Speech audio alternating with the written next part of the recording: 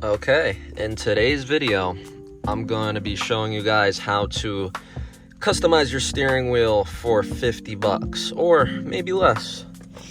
So we have a couple different things here: steering wheel wrap, carbon fiber trim. This is the fake one. You could buy a real one, but it's over $100 and I don't really care for it. And then some gloss black wrap. You only need this much because all we're doing is wrapping this. That's it. But yeah, let's get into it. First thing you want to do is always clean off your steering wheel, because this grime will probably be never seen again. And you want your steering wheel to make good contact with the stitching. So just wipe it off at the bare minimum. And yeah, that's it. Okay, so this is the instructions that it comes with. I'm gonna link this steering wheel wrap down in the description. Really good seller on eBay. It's a small store. It's good quality leather. You could do a bunch of different colors and you could do a bunch of different stylings. I personally got an off-white stitching with an off-white center mark, because I have white stitching here and I want to keep it sort of a neutral color. I could always dye this a different color, but anyways, it comes with the full set: needle, spudger, thread, tape. So this is what it comes with. It tells you what to do here. It tells you to put tape on this leather stitch cover. You could do that. You could also put your tape here. It's whatever you want to do. I am going to follow the instructions though. So first thing you want to do is grab your tape and start outlining the cover. All right, so once you have all your edges taped up on both sides, next thing you want to do, if you have a 12 o'clock marker, you want to line it up with the center of the steering wheel. You could use the BMW logo just to eyeball it. And yeah, put this on, and then we'll take the other side of the tape paper off. And once you're happy with where the cover's sitting, you know, make sure you can line it up as best as you can with whatever way you use. The next step is, all right, so it says the next steps are to remove the stickies and jam in whatever you could jam in around the steering wheel. So this, and that, and also on the back side as well. So whatever you could stick in the steering wheel with the spudger that they provide, stick it in and put all your tape onto the steering wheel.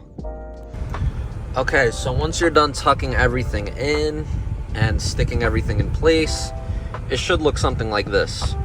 And the next thing you want to do is grab the yarn and grab the needle, and then flip the page over to the back. This QR code only brings you to a Facebook group that is privated. You can't watch the installation video. There's videos online of how to sew it, which I'm also going to be following. But this also gives you an idea of how to sew it together. So as you can see, you start off with a knot, and then you go straight across, then you go over and pull it tight, and then you come from the outside and you start making your zigzags, and it'll start looking something like that.